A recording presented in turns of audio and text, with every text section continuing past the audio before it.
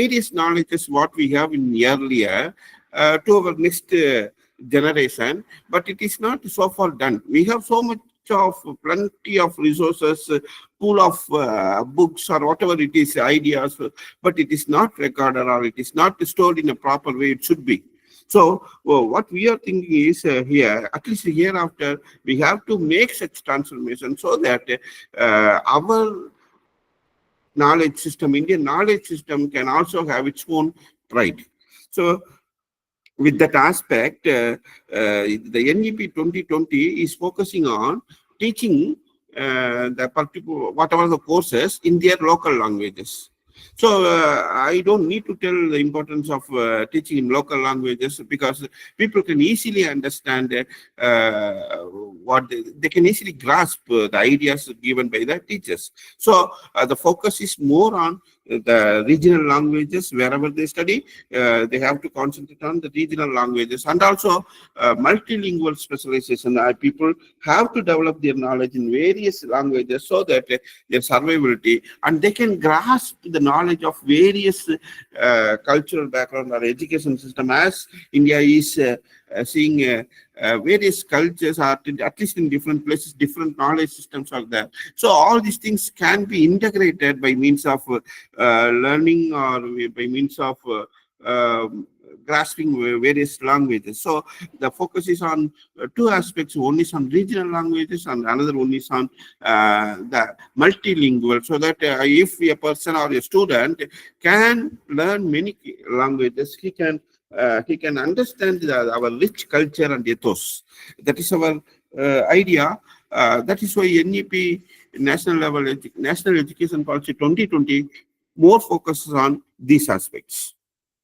And if we come to the expansion of higher education, that is also possible through this national education policy, because as I already told you that the enrollment can be increased because we have flexibility in the system. That means a student studying in one particular degree in one particular place, he may continue his whatever the learnings after a particular level. Suppose first year he is studying in one degree and he wants to continue in different places, so he can do that. Such a flexibility ensure the enrollment, so that it ensures the continuity of the education, or the number of educators come out during a particular sessions. So this is one important, another aspect of NEP 2020. And then another aspect is it is more focused on skill development. Not only skill development in the sense, not only on the particular course what they are studying, but it inculcates the skills that are required for the life. It integrates the knowledge and the values required for the entire life. So it is a holistic approach. It is not only based on simply one particular course or one particular subject or course, whatever it is called, but it is more focusing on what? On the holistic development of an individual, the holistic development of a nation. So the focus is more on this aspect. So whatever the policies, these policies are all embedded in our national education policy, with these main policies in focus. So let us discuss the core policies of NEP. Then we can go for how these policies can be transmitted through the our knowledge system, Indian knowledge system, or it is called IKS. So through IKS, how we can ensure these philosophies that we will discuss in the next few slides. Before that, we have to understand the core philosophies of national education policy. That's why just I have included this slide. So as I said you, there are three aspects mainly. One is the education policy should be very, very much holistic. That means an education should give an output not only for one particular skill or one particular aspect. Suppose if an engineer comes out of his degree or output from an engineering college, what we expect from him is not only engineering technical abilities, but also human values. That is what we mean as holistic. So the education should ensure these kind of values and holistic development that can be possible when we implement the philosophies that are underlined in NEP 2020. And of course, when you design the curriculum, you should have flexibility. Why we should have flexibility? Because the education system is ever changing. For example, people are now studying AI. If you don't include AI in our curriculum, we may be obsolete and the students may not get benefit out of that education. Whatever the activity, suppose I am in management field, suppose in marketing or HR, whatever the activities, or even in technical aspects, engineering field, whatever it is, in each and every function of a particular office will be filled by AIs. So if the student don't understand or if he cannot go with AI, he cannot survive. So the idea is the education should be flexible enough to give such changes that has been taken place in the environment. Whatever the changes in the environment, the curriculum should be flexible enough to adapt that, to change the curriculum so that people will learn what is required on the particular day. So this is the another focus of this NEP. And as I mentioned earlier, the system is exactly value based. 100% we are focusing more on values, not only on the individual particular course or the knowledge on the particular course, but also on the different values. That is why the place IKS Indian knowledge system is in place. We have rich culture, rich knowledge, rich ethos. All these things should be transmitted to our students so that they will come up with a holistic and a complete individual rather than simply a person coming out with a particular degree. So these are the main focuses. In addition to that, the education should give scope for critical thinking and creativity, and it has to ensure the creativity level of the students, and it has to ensure the communication skills of the students so that they can survive in their life or in their career, whatever it is. So these are the main philosophies that are embedded in our national education policy system. Here we have to understand the vision of our nation. India as a nation, it has already given many knowledges to the entire world. Whatever the knowledges that are trained or that are used by other people are have been taken from India, I can say like that. Because but we may not have the evidence, or we may not, it may not be properly recorded, but the thing is, whatever the even inventions what we are today doing, all these things have been already done by our people. So the thing is, further here we have to ensure, at least hereafter also we have to ensure that we are, yes, we must be the hub, or we will act as a knowledge hub to the entire world. But it is possible because we have our rich culture and rich knowledge system in our system itself. And we have to revive the heritage system. We have to reconnect education with the rich historical knowledge we have. For example, I can tell you there are various areas where we can integrate or we can use the knowledge, cultural knowledges. For example, you take whatever the temples, you take ancient temples, how they have been constructed, how it is constructed. Even the aeration, the space. We are nowadays discussing about thermodynamics in mechanical engineering. But the aeration, the light, the acoustic system that is followed by temple is a good project to the students.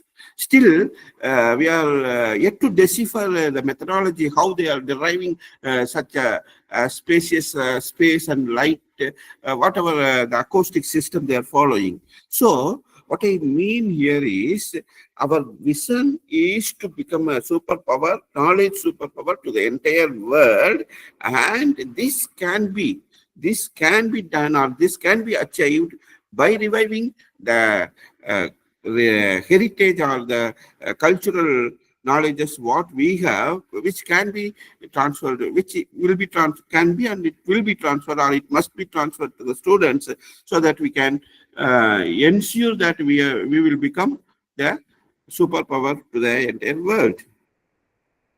So, and of course, we have to focus more on the experiential learning, all these things. So, these are the various pedagogical methods that can be followed to ensure the national education policies are adapted. So, we will see one by one. Before we move on to that, we have to understand what is knowledge system, especially indigenous knowledge system. Where or how we can get the information or knowledge.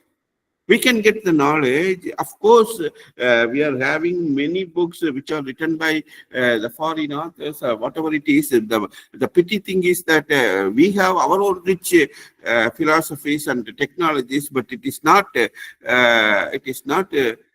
being utilized in the way it should be utilized. The thing is, you know the various books that we have still it is not even practiced. For example, I can tell you, in astrophysics, we have Aryabhatta, how the planets are evolving or how they are functioning, all these things. Thousands of years ago, people were fixing all these things. Even we have astrophysics, very good astrophysics with us, very good astrology with us. We have Parasara, or we have the entire system of astrological system. Still, it is followed. You can fix the eclipse without having any telescopes. How it is possible? The rich knowledge what we had earlier, but the thing is how it is not transmitted to the entire people or the entire people who are in the system. That is where we failed. That's why our focus is more on what? How we can ensure the transmission of our knowledge to the next generation. So we have ancient knowledge in every areas. You take management. We are talking about Philip Kotler, so many foreign authors, but we have our own authors. Is there any book of more than Arthashastra? See, we have lot of management principles, even can be found in triplet or circular. We have every languages in our Indian culture have their own management policies. But we failed.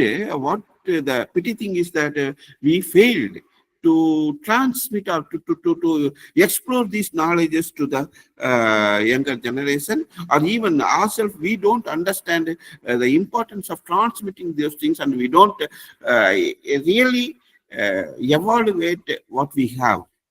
We are failed in assessing ourselves. I can tell you like that. So we have to take back those things from our cultural rootedness. We have to take back the values that is told to us through ethos. So these are all the systems. The indigenous knowledge system should be. That means these knowledges, what are the knowledges we have in different areas, in architecture, in the construction of buildings, Chirpa Shastras, in Vastu Shastras, or in ecological systems, or astrology. We have any medicines. For example, we can say Ayurveda, Siddha. We have any number of medicinal systems. Even we have Rasavadams. All these, yes.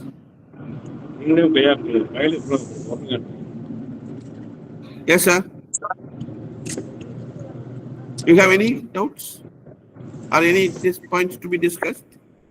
Hello.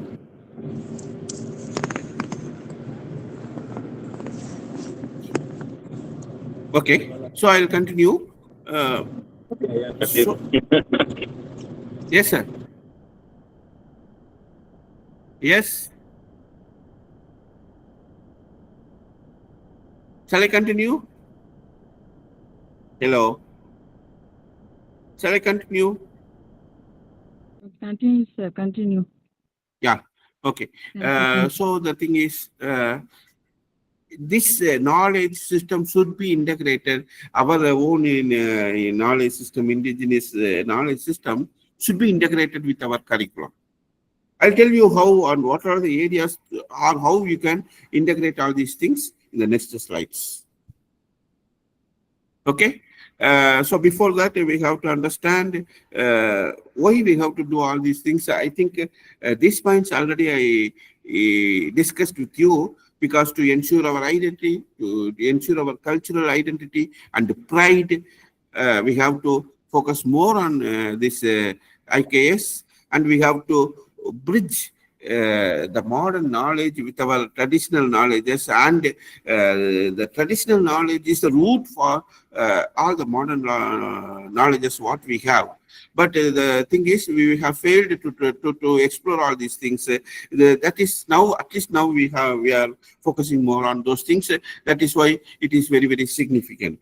So let me go to the different pedagogical methods, or how you can transmit our knowledge through the people, through the learners or students, whatever it is, at different levels. What are the different ways and means or pedagogical methods through which we can transmit our knowledge system, what we have, with us? Clear? Are you following, all of you? Anyone please respond? Any one of you?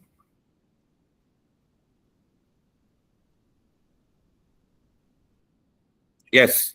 So we have different. Yes. So we have different pedagogical approaches can be done here. Pedagogical methods can be followed to ensure or to integrate Indian knowledge system with our curriculum. First thing is, our knowledge system can be and should be incorporated in our curriculum.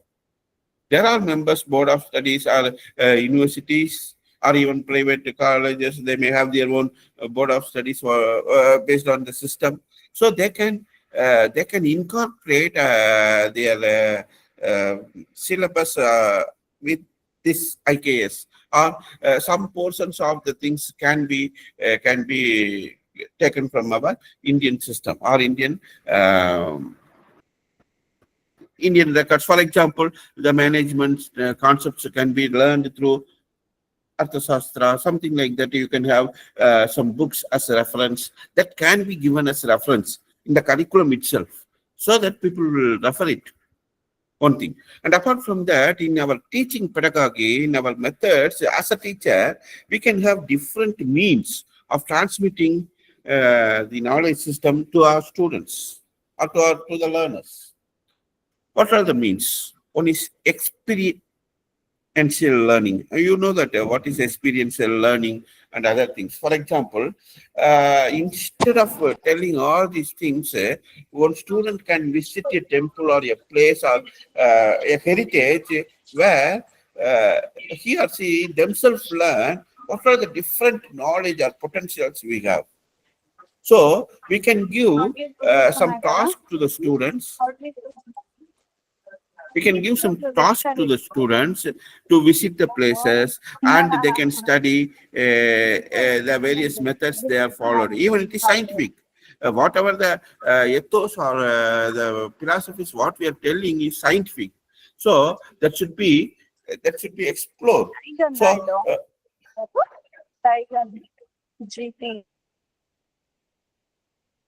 so that can be explained. All the students can be sent to different places, and they can visit and they can write a particular report on that particular aspects. For example, they can visit a particular temple, and say, for example, in some temples, like many of the temples, the sun rays directly focus on the Vigraha. How it is made, they can study. Still it is not answered by me. So the students can learn the knowledge system what we have through this, right? So experiential learning is one such method, and we have different methods: storytelling, project-based learning, or integrated or inquiry-based learning, community-involved learning. Like that, we have different methods. We'll go one by one. Okay. So for example, different sectors may have different weather conditions. So when you come to farming, the turmeric may be well good cultivated in Erode-like areas or Telangana-like areas. The turmeric farming is highly give more profit, and also the temperature is more suitable to them. Students can study that. You can give a project to them, how the climate is suitable to that particular crop or agri student. For crops, most of you may be knowing Tanjavur. At least one few of you may be knowing Tanjavur, and there is a big temple established in the year 2000 years before it was constructed.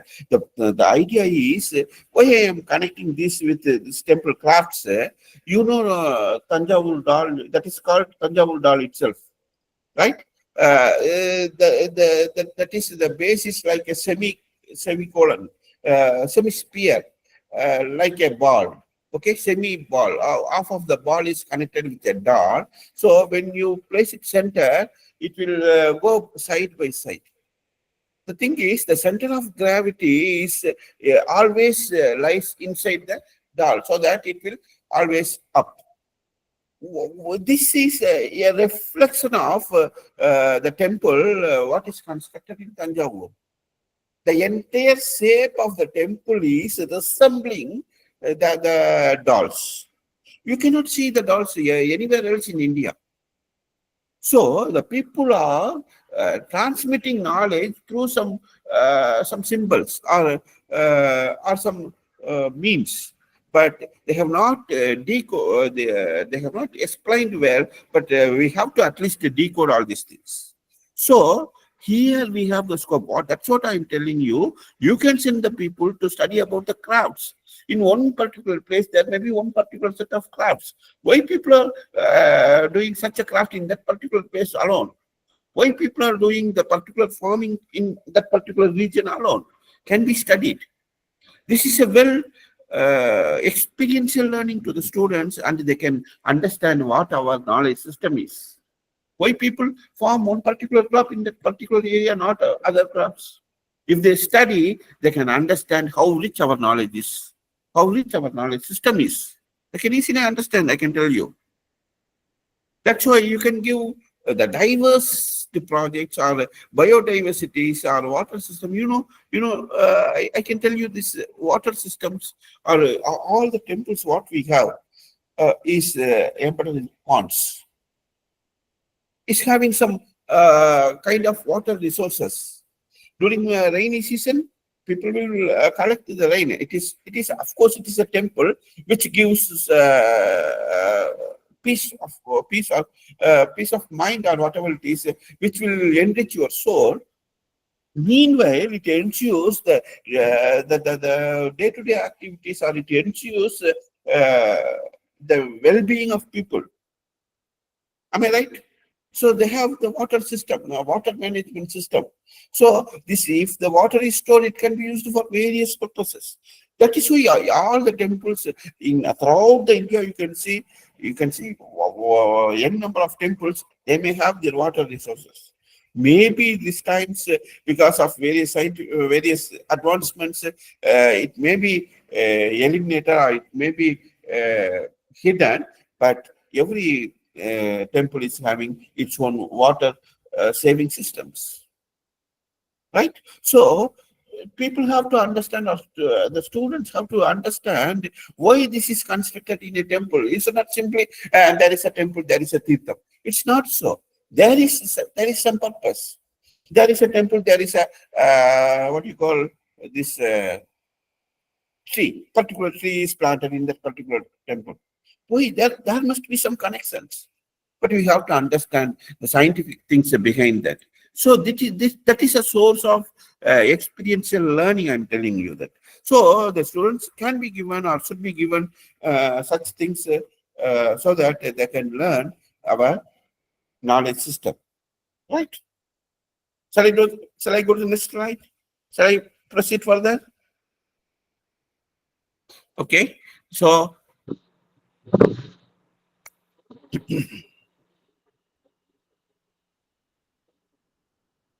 We will go to the next slide.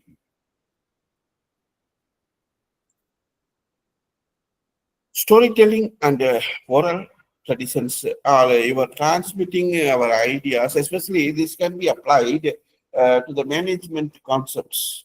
Most of the management concepts, what we are teaching is connected with all the idikasas or all the epics what we are following, right? Am I right? Say, you have n number of examples can be given from the epics, Mahabharata, Ramayana, or whatever. We have so much enriched literatures we have in all the languages. That stories can be used for explaining the management philosophies. For example, I can tell you some of the things. For example, um, if you take Ramayana, that the focus, there may be a story. The focus is only on the particular object, like Arjuna, how he behaves, right? The story can be given the importance of goals, fixing goals, achieving goals, or how goals should be focused. All these things. So we have many stories that can be used for explaining our concepts, not only in management but also in various arts subjects. Even it can be used in science subjects also. For example, we have already constructed so much of many dams, various areas that can be used earlier days, and even you have Panchatantras, Tanani Ram's stories, tales like that. We have n number of things. The idea is, that's why I'm telling you, the teacher should be trained first where and how they can use these kind of things to transmit our knowledge system to the people, to the students. Because we have plenty of resources, we have enriched knowledge system, but we don't have the persons who can transmit those things to the next level of students, because the problem is those who are in that position are not capable of explaining those things. For example, if you don't understand our epics, if you don't have the knowledge on our epics as a teacher, how can you transmit all these things to the students? How can you tell some stories from that? But if you tell such stories, that will enrich their knowledge system, because they are part and parcel of that culture. They can easily understand what we are telling. We can easily transmit the values. That's why I'm telling you that the education system is not only understanding the particular subject, but developing or molding or whatever it is. You have to bring a person with a complete human, so that at least for that matter you have to tell all the values, you have to tell all the values, or you have to transmit the values to the students. This can be done by, and this should be done by the storytelling techniques. Am I right? Is it clear? So we are just focusing on the pedagogical methods or approaches through which you can integrate IKS system with NEP. So far we discussed about two things. One is experiential learning and the other one is storytelling. You have any queries? Or shall I go to the next slide? Shall I go to the next slide? Yes. I'll just, yeah. I'm going to this again. Project-based learnings. The students can be given some projects that can be collaborated with our the knowledge systems. So we have earlier days, we have, for example, I'm telling you political science. We have panchayat system, we have so much of different kind of systems to manage or to administer the township or to administer the village. This can be given to the projects. This can be given to the students as projects. Who can give relevant information? The local people, the leaders of the local people, village administrator or the panchayat head. They can give how they were using such a system in the earlier days. So that may be a good project to the students. So through which you can ensure the IKS Indian knowledge system is transmitted to the students. For that matter, you have to be capable enough and you have to give such a project there where they can use or they can study the importance of Indian knowledge system. And the idea is if they understand, then they can understand why that was followed and why we have to continue such a system further, because it will be helpful to the environment where we are living. People were following certain principal policies because they found it suitable to that particular environment, and still we are living in that environment and we have to follow those things. Why not, if it is acceptable and if it is scientific? So you have to ensure the methods or the cultural things that were followed by the earlier people, and we have to scientifically rethink, and if it is acceptable, we have to follow in our life or whatever it is.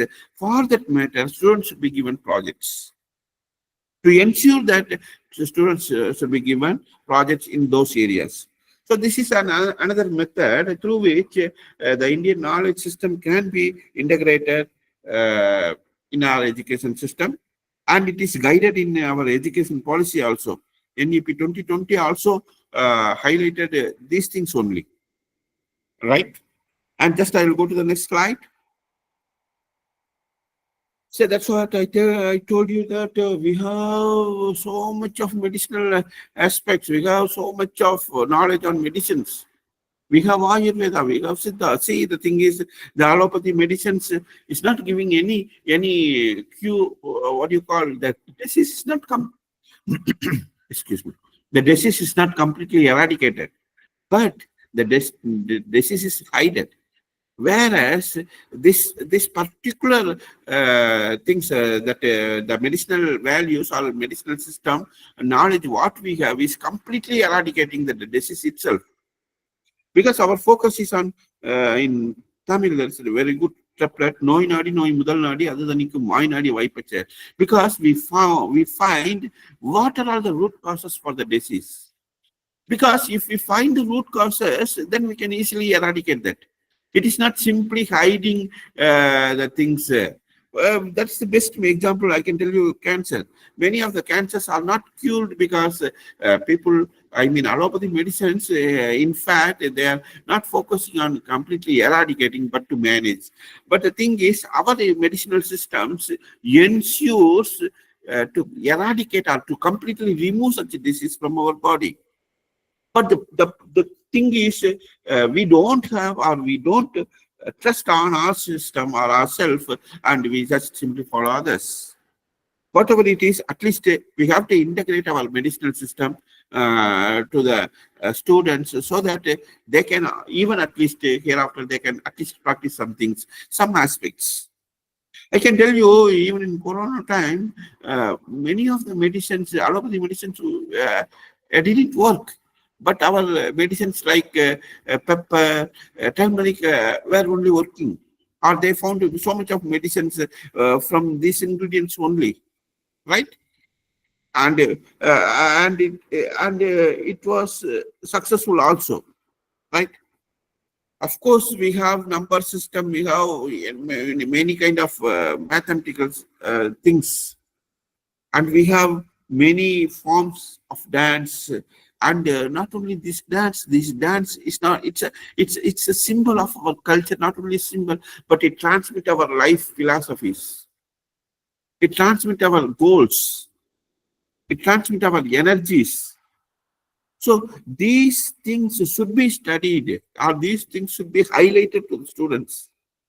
So we as a learner should come out of our boundaries, because we have our own boundaries and mights. What our might is that this is the system, these are all the things is good, and of course our knowledge system is it's giving information or knowledge to the entire world in earlier days, but we have not understood, or it is not transferred to the next generation. At least here we should focus more on those things. So we can give projects, we can give experimental learnings and experiential learnings, and we can give, for example, our traditional irrigation systems. Of course, we have already discussed that these things can be given. And here we have to more focus on the communities. What I mean, the communities, local people may have their own knowledge that should be embedded in our education system, in our curriculum. Like, for example, you can go for Bharatanatyam or Karakatam or Kuchipudi or whatever the things, or you can go for paintings. One particular region may have different paintings. Another particular region may have different paintings. The paintings, the paints might have made with different ingredients. We may not have knowledge, or these knowledges should be transferred to the students. But the thing is, who is going to transfer? The community people, the local people, because they only know that. For example, I'm in the temples, you can see in the roofs, many paintings might have done. Even after 200 years, 500 years, the paintings are still now in clear format. How could it is possible? The paints were made such a components or the ingredients, whatever we put to make the paint, ensures the life of the drawing. But what are the things that through which the paint is made? Who is going to tell to us? The community people, the local persons. Because the thing is, we are not using them. What I mean here, while developing a curriculum, or while you go for board of studies, at least you include one person from the community or from someone specific sector. Suppose you are going to, as a civil engineer or architecture or engineer, you are going to discuss about various aspects of architecture. Then you can call some persons who are in painting, and you can ask them how these paintings are done, or what other things can be incorporated in our syllabus. So, if you ask like this, these persons can give some important information, or they are the source for developing our curriculum. So we have to use them. Artisans, farmers, different farmers or different regional farmers may have different techniques, different irrigation systems. But there might be some scientific reasons for their activities. But it is not transmitted. It is not ensured. The knowledge transmission is not ensured because we are not using them. So the idea is you have to use, being a educator or being a different levels in teaching we are. So we have to ensure that these community people should be involved in our curriculum and curriculum development, so that why this should be done, so that the knowledge system, what we have, our indigenous knowledge, can be transferred to the people at to the youngsters or to the next generation. The idea is simple, and it is quite possible also. It is common to all the techniques. It is not only in building construction, or it is not only in pond construction, it is not only in temple construction. It is in weaving, it is in music, it is in every activity what we do. Of course, what we are studying science or technology. It is application taken from the society. So why can't we take people from the society, those who are practicing it, especially those who learned the modern things? These modern knowledge should be integrated with our traditional knowledge, so that we can get the entire and the output, the synergetic effect will be greater than what we are now. That's why we are thriving, and we have to work on that, and we have to involve our communities, different communities, to ensure the integration of our knowledge systems to the students. Is it clear? Shall I go to the next slide? Shall I proceed? Okay. So next.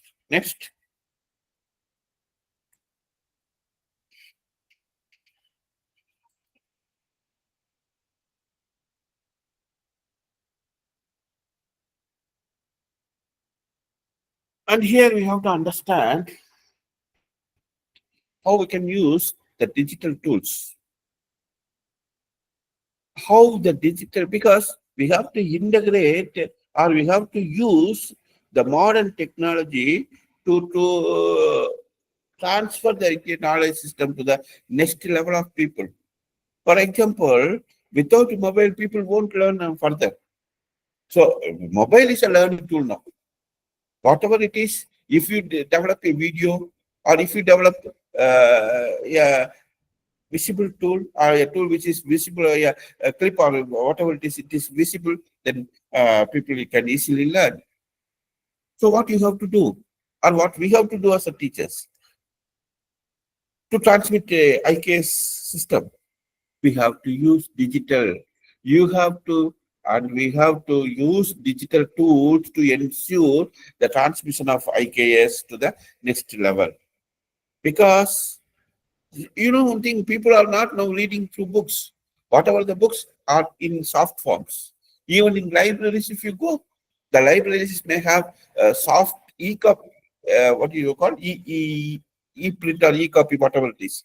So the online form is there, the digital form is there. They're only studying those things. So this knowledge system, our Indian knowledge system, should be recorded and should be saved by means of digital technologies, by means of softwares. I mean, by means of some digital storage systems, cloud, whatever. You can use clouds or whatever it is. You should have some system to register and to record and to explore our knowledge system. This can be done only with the help of digital tools. Because without digital tools, nothing will move further in our society now. So if so, we have to also use the digital tools to transmit the knowledge. That's the idea. Yes. Dear participants, if you have any queries, you can ask now, or I will go to the slide. Any queries? Or any points to be discussed? Okay, I'll go to the next slide. So, how the curriculum should be structured? Because now, so far, we have been discussing about the pedagogical approaches or the various means of achieving our IKS system, or transmitting our IKS system, or integrating our IKS system to the students. It should be done at all levels. It should be done at primary level, at secondary level, at higher secondary level. And throughout our life, we have to learn, because our culture, our system is source of knowledge. Start from the birth to the death, each and every minute, every activity, what our forefathers did is a knowledge-based system. And we have source, or we have scope to learn many knowledges from these activities. So I'm not simply confining this with the primary level or secondary level or higher secondary level. It should continue throughout your life. Still, as an educator, our focus should be more on our curriculum designing. What I mean here, in designing the curriculum, we have to give importance to embed or to integrate our IKS or integrate our Indian knowledge system to the people. But people may think that how we can integrate, or what are the sources? There are sources. There are plenty of sources to include the concepts in our curriculum. Start from the school's elementary level. For example, you can go for TALES. You can go for projects for the higher secondary students. You can give experiential learning to our degree students or college students. Okay, now here I am going to display different aspects on where you can integrate this Indian knowledge system in our curriculum. Okay, for example, I'll come to social studies, like political studies, management, or historical studies, history. In those areas, we can use Indian philosophies. In our curriculum, it should be embedded. Indian philosophies, like one content should be included so that people will study, people will write exams so that they can learn what our Indian philosophy is telling, how this is socially inclined, what are the concepts that were told by our forefathers regarding the management, regarding the principles of business, regarding the trading, regarding the political science, regarding the politics. But we have source. We have so much of books through which you can learn all these things, right? So it should be integrated in our syllabus. You go for languages. There are plenty of sources. Sanskrit in all the Indian languages. Tamil, Telugu, Malayalam, Kannada, Urdu, Sanskrit, Hindi, Tulu, whatever the language, we have plenty of resources. The resources, these things can be incorporated, right? In the regional languages, the stories or the folklore, these things can be embedded. You go to mathematical science, our system of Vedic mathematics is excellent than any other mathematics system. It gives you the speed.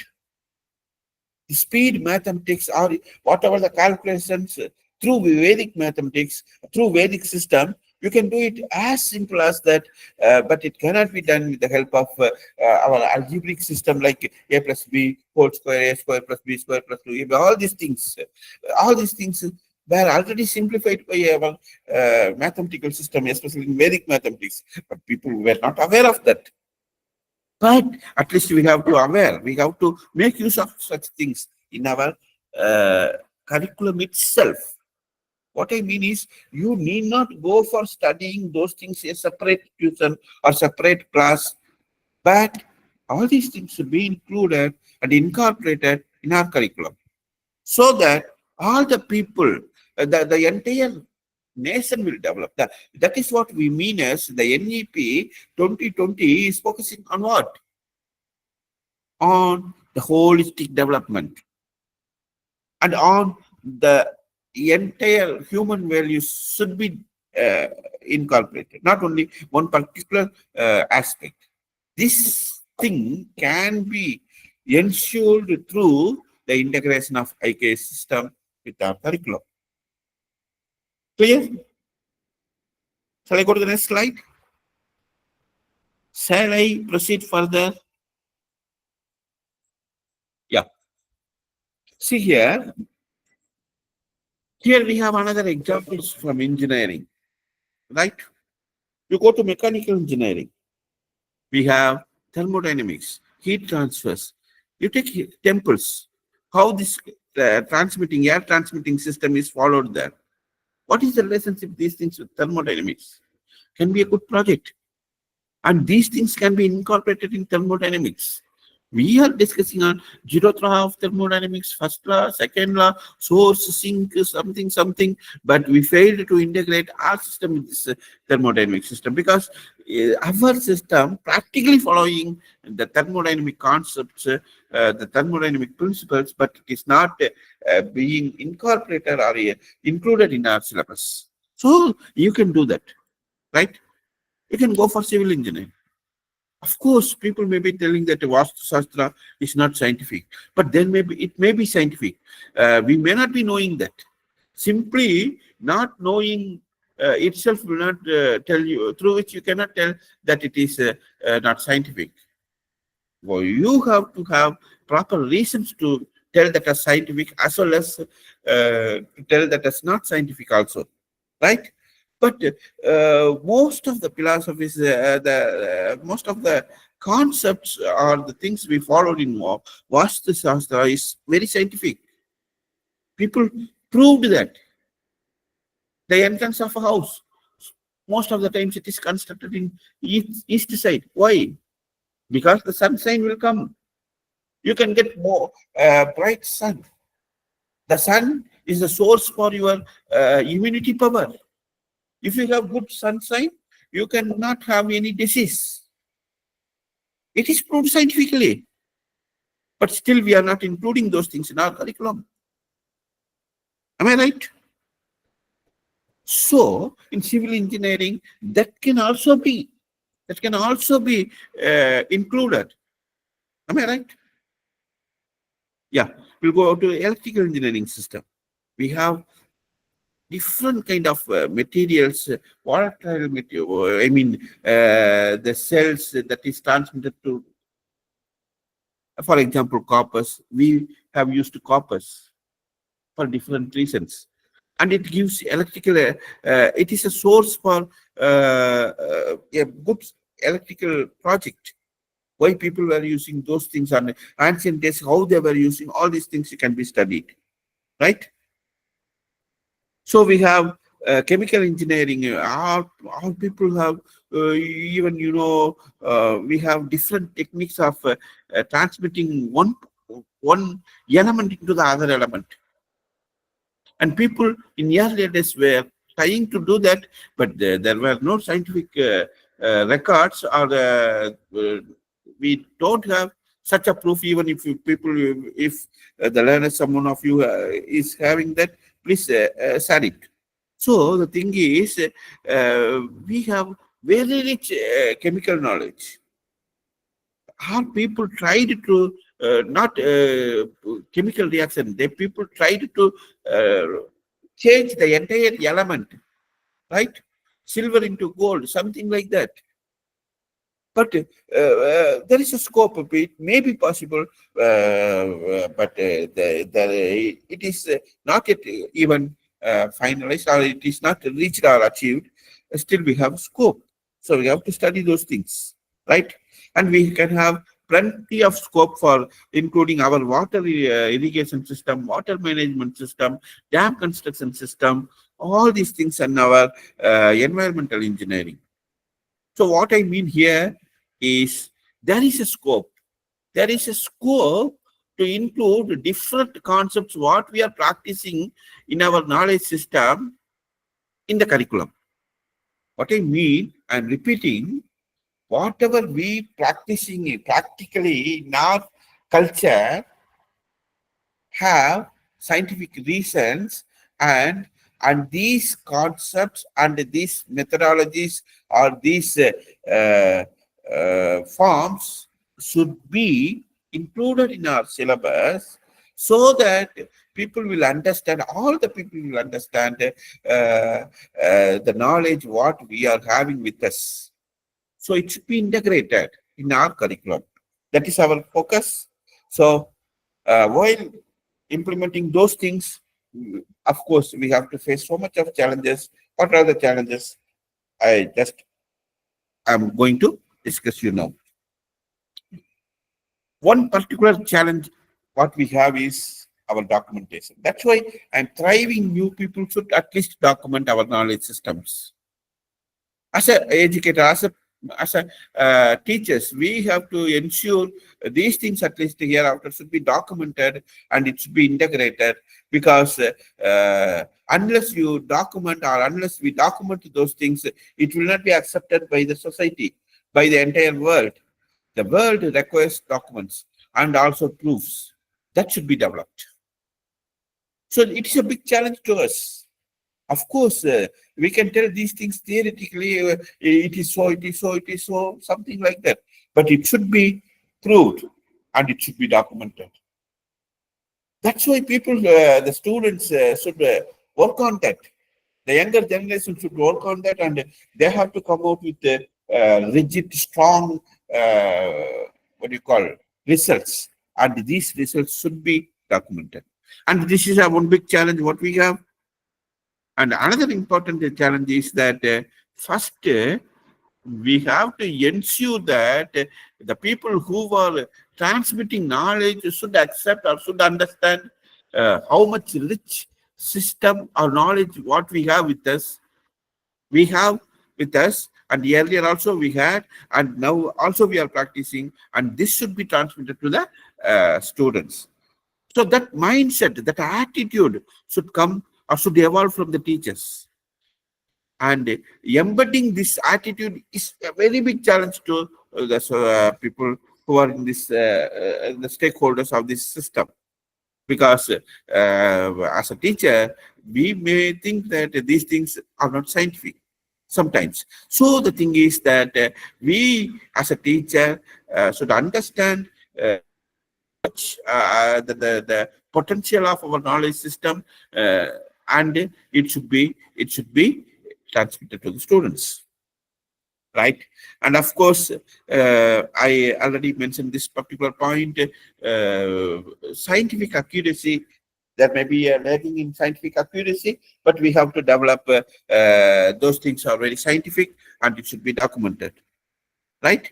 And of course, now we have at least the policy level support year on year, or at various levels over a period of time. It is going on increasing, and always we are getting support from the stakeholders, different stakeholders and policy makers.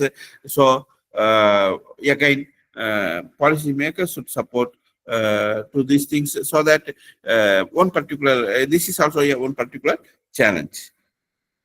And we have resources, and these resources should be developed and stored. So the resources may be in different forms, or maybe may not be used properly, and it may be deteriorated. So the thing is that you have to ensure at least whatever we have now, that should be properly stored and developed. Okay, so these are all the various challenges we have to adapt, we have to face. So with that note, I'd like to conclude my session. So I hope I have given some information to you people to the given time. Just I try to uh, try to explore why the IKS system is important and how it can be integrated on these two aspects I discussed so far. Now I just conclude my session. Before that, if you have any points to discuss, you can ask me now.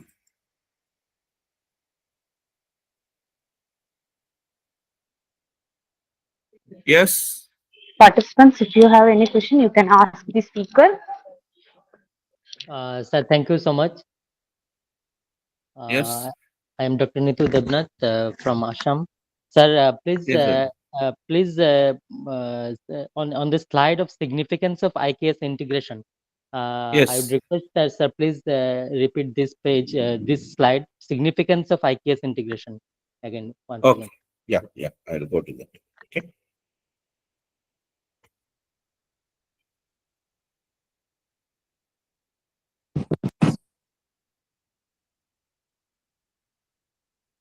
Say our Indian knowledge system. First of all, are you hearing?